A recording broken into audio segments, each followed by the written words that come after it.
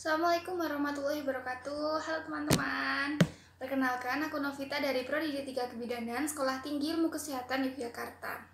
Pada kesempatan kali ini, aku akan berbagi ilmu kepada kalian, yaitu tentang kesehatan reproduksi pranikah. Waktunya nggak lama kok, paling sekitar 4-7 menitan juga udah selesai, jadi ikutin terus ya teman-teman. Oke, langsung masuk materi nih. Nah, apa sih pentingnya kesehatan reproduksi pranikah itu? Itu penting karena pasangan yang sehat secara fisik dan psikologis dapat membentuk keluarga yang harmonis dan tangguh. Kemudian, apa sih tujuan memperhatikan kesehatan reproduksi sebelum menikah? Yang pertama, untuk memastikan kedua mempelai dikatakan sehat secara medis. Yang kedua, yaitu untuk menunjang pembentukan keluarga yang sehat. Yang ketiga, untuk mendukung lahirnya keturunan yang sehat. Yang keempat, mencegah terjadinya konflik rumah tangga yang disebabkan oleh masalah kesehatan, kesuburan, dan keturunan. Dan yang kelima, yaitu mencegah, mengantisipasi, dan melakukan penanganan lebih dini terhadap gangguan-gangguan kesehatan yang dialami anggota keluarga itu sendiri. Nah, program menjaga kesehatan reproduksi yang pertama dengan menjaga kebugaran tubuh. Yang kedua, penapisan atau screening kesehatan secara umum. Yang ketiga, vaksinasi atau terapi hasil screening. Program yang pertama yaitu menjaga kebugaran tubuh dengan melakukan aktivitas sehari-hari tanpa kelelahan yang berarti. Nah, kalau tidak bugar kan bisa mempengaruhi kesehatan sampai mempengaruhi psikologis ya teman-teman. Jadi kalian penting banget tuh jaga kebugaran tubuh kalian. Nah, menjaga kebugaran tubuh itu dimulai sejak remaja teman-teman. Nah, apa aja sih yang bisa kita lakukan untuk menjaga kebugaran tubuh kita? Yang pertama, bisa membiasakan dengan olahraga secara rutin minimal 30 menit lah sehari. Contohnya nih teman-teman, kalian bisa jogging, berenang, jalan cepat, ataupun bersepeda. Yang kedua yaitu dengan menjaga pola makan dan kualitas asupan makanan. Kalian harus menjaga tuh makanan kalian. Terus yang ketiga itu istirahat yang cukup. Idealnya kan 7 jam sehari tuh teman-teman, atau 4-7 jam per hari itu udah cukup banget. Nah, kalau kalian tidur lebih dari 8 jam itu juga berisiko teman-teman. Soalnya ada penelitian yang mengatakan kalau kalian tidur lebih dari 8 jam berisiko meninggal lebih cepat. Yang keempat yaitu membiasakan hidup bersih.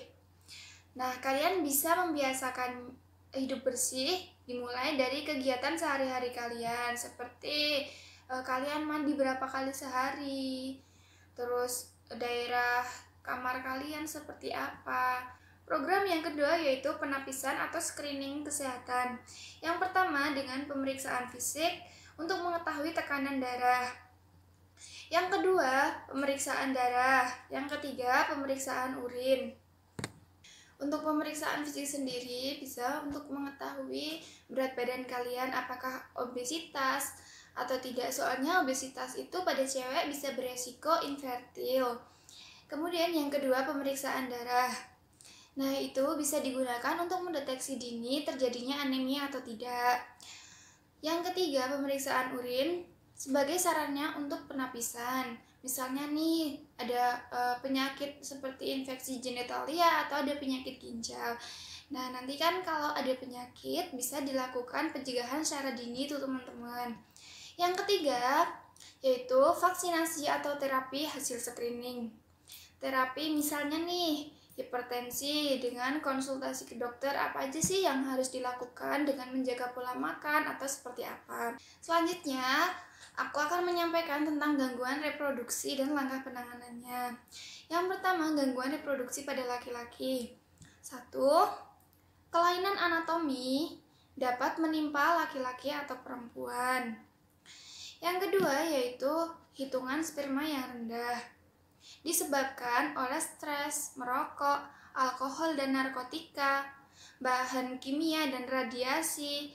Hal itu bisa terjadi juga karena tersumbatnya saluran sperma, adanya kanker, kelainan, faktor trauma pada testis, dan ada trauma lain seperti pukulan, terus suhu yang berlebihan.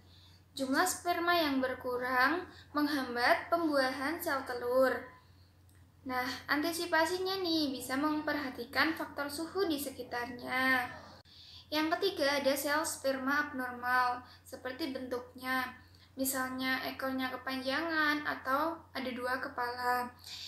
Yang mempengaruhinya yaitu faktor gizi, hormonal, radiasi, aktivitas berlebihan, ataupun obat-obatan.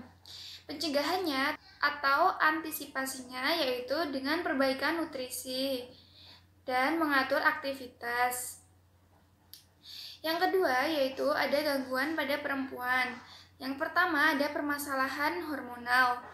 Nah, permasalahan hormonal ini bisa sejak lahir atau faktor tertentu, seperti mempengaruhi siklus menstruasi dan kesuburan.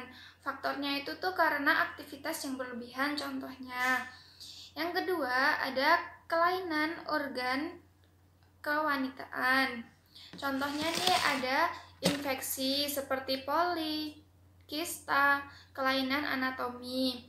Cirinya seperti ada keputihan. Itu dia materi yang bisa aku sampaikan dalam video kali ini. Jika teman-teman ada pertanyaan, silahkan tulis di kolom komentar ya. Nanti insya Allah bakal aku jawab.